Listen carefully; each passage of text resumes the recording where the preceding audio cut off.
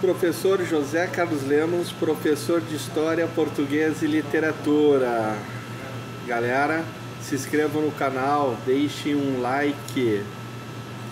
Hoje vamos dar continuidade àquela aula de História, Expansão Geográfica.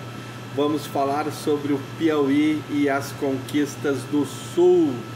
E vamos dar mais uma recapitulada. Nós estamos na primeira fase da expansão geográfica. Bom, hoje eu estou aqui no posto Savar, né? Na frente do aeroporto. É noite, sábado, e aquela chuva, tá caindo aquela água, né?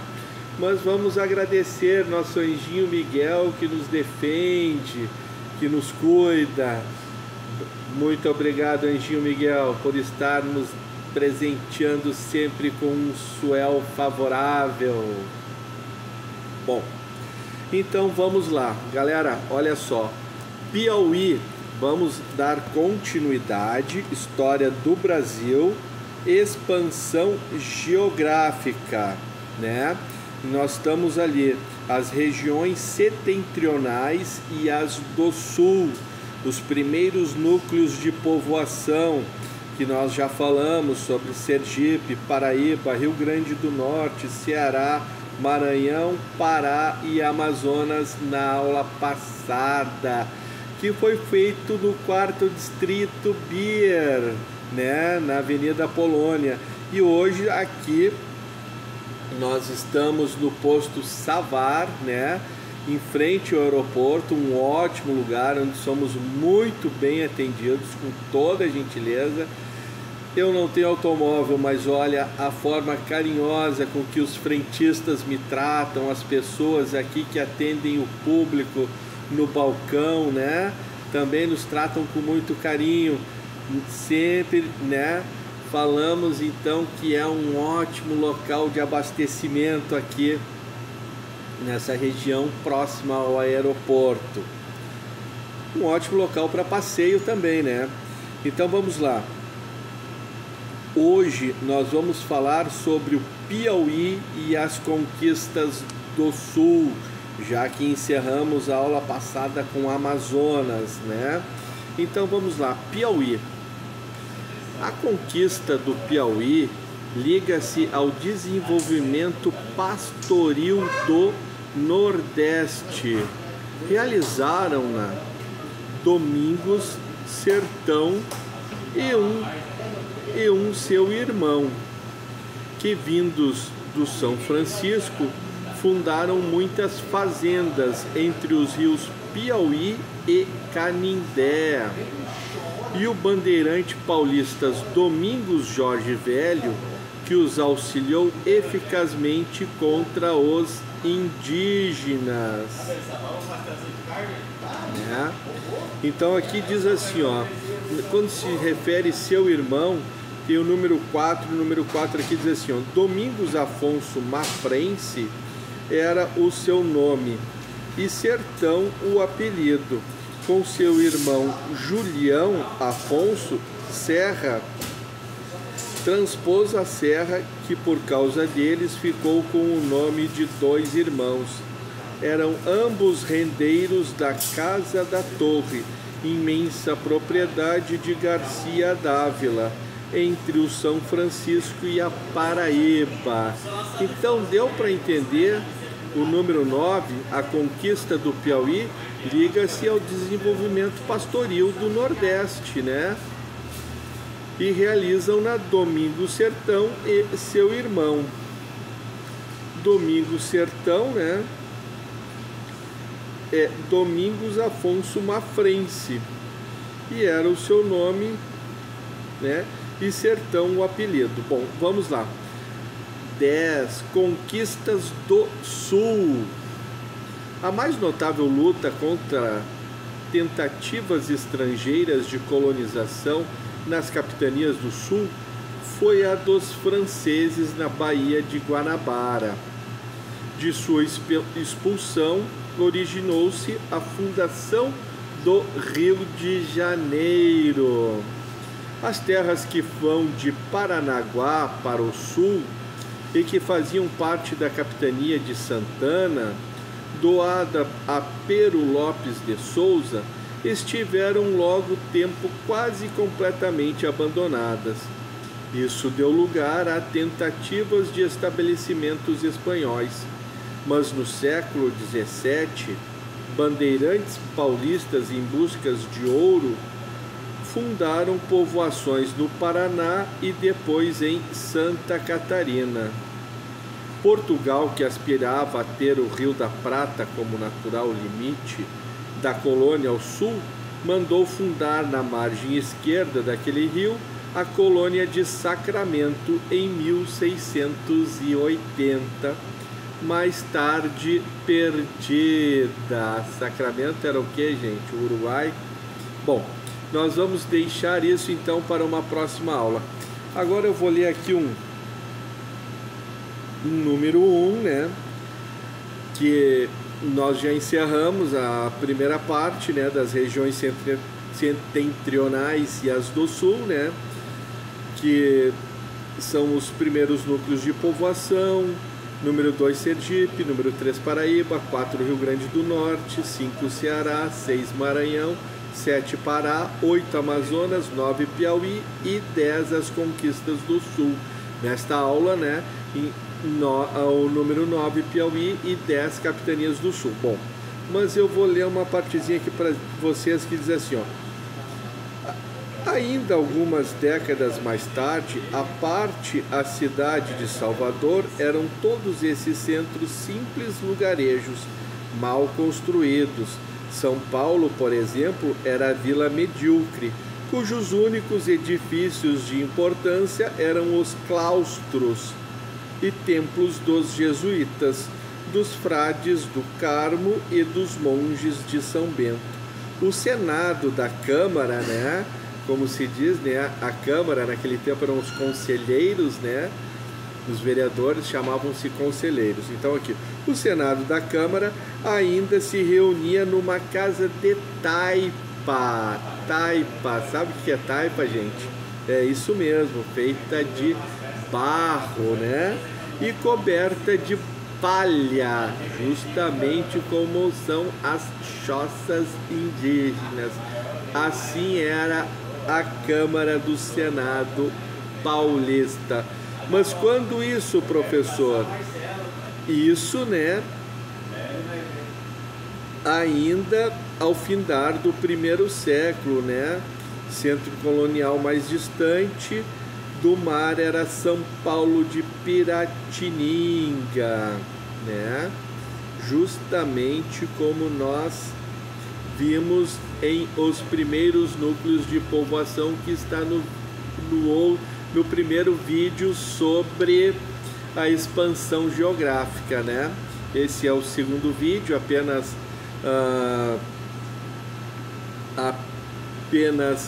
Piauí e as conquistas do Sul. Bom, agora aqui eu vou fazer mais uma leitura, né, que vai falar sobre Martim Soares Moreno.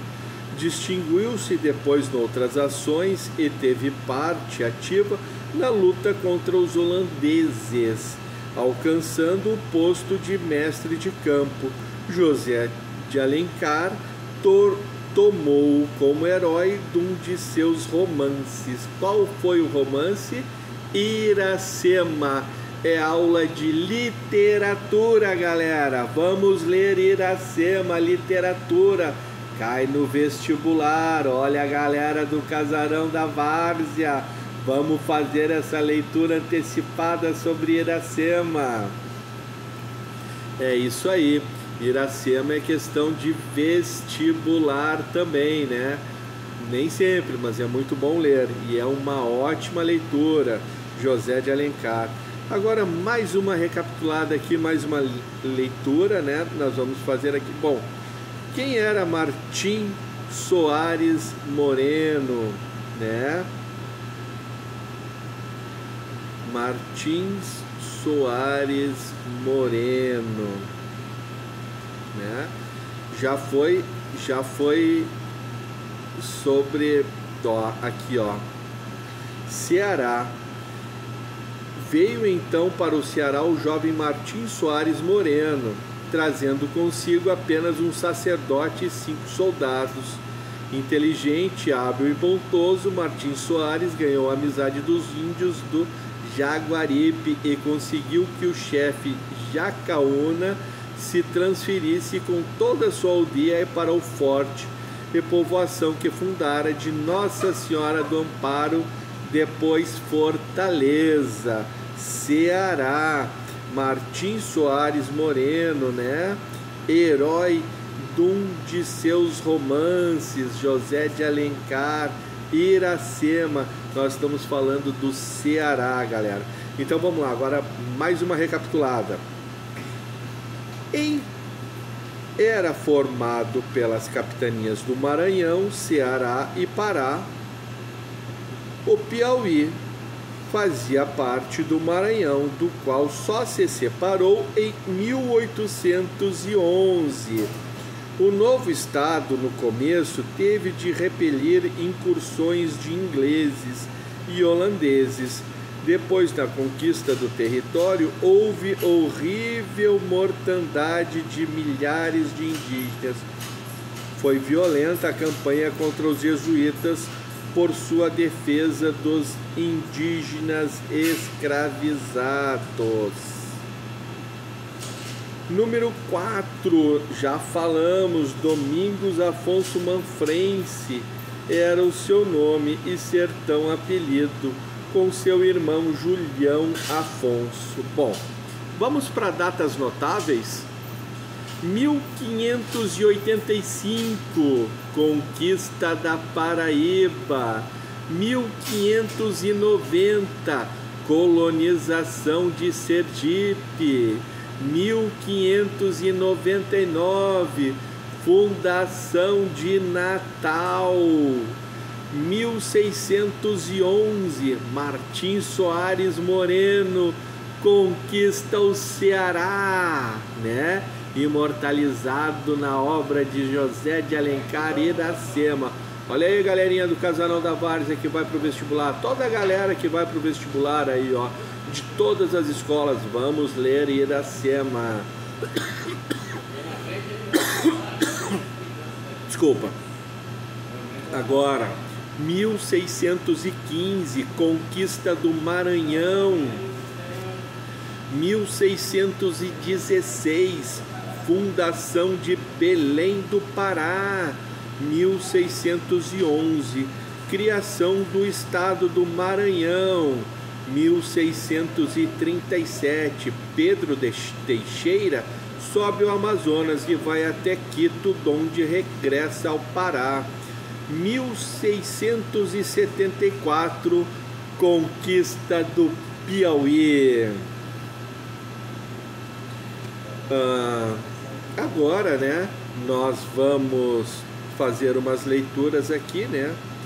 As Amazonas narrou Orellana que, em fins de junho de 1539, ao dobrar uma ponta do rio, avistaram os exploradores uma grande vila indígena, onde foram atacados por uma legião de belas mulheres guerreiras que lhes atiravam uma chuva de flechas e que, por causa de sua semelhança com as Amazonas da mitologia, deu ao rio a que chamara de seu nome a denominação de Rio Amazonas. Por que o Rio Amazonas se chama Amazonas, galera? Já estamos sabendo então. Número 2. A expedição de Pedro Teixeira ao Amazonas, a 28 de outubro de 1637, partiu do Pará a expedição, em 47 canoas grandes, onde iam combatentes afora 20 e tantas outras pequenas que conduziam munições e as famílias. Pedro Teixeira regressou em 1639, vindo com ele 2 jesuítas peruanos, a Cunhã e a Tieda. A esses expedicionários se haviam juntado 4 religiosos das Mercês, mercedários, um dos quais fundou o convento dessa ordem no Pará, né? vamos praticamente encerrar. Os Bandeirantes, a busca de ouro no sul do país. Partiu os Bandeirantes de São Paulo e franqueava por Itararé os campos do Paraná, depois acompanhando os Paranapanema, saía do rio Paraná e seguia para as Minas do Ocidente.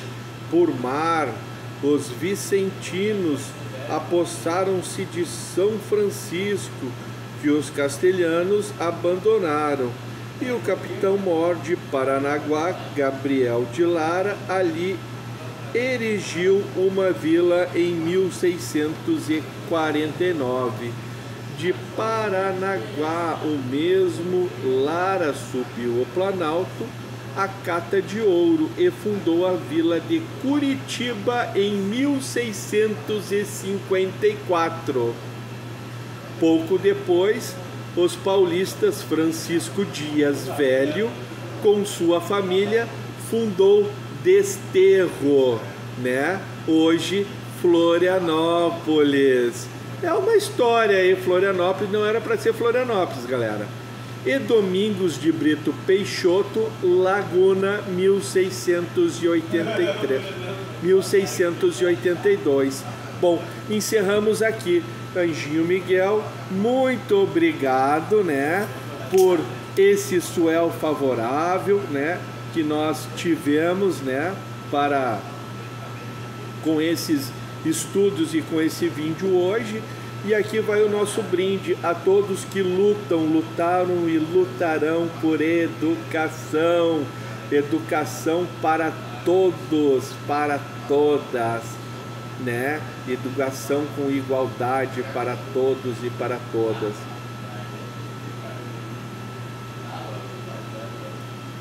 Hoje o brinde é aqui no Posto Savar, onde fomos muito bem atendidos e recepcionados.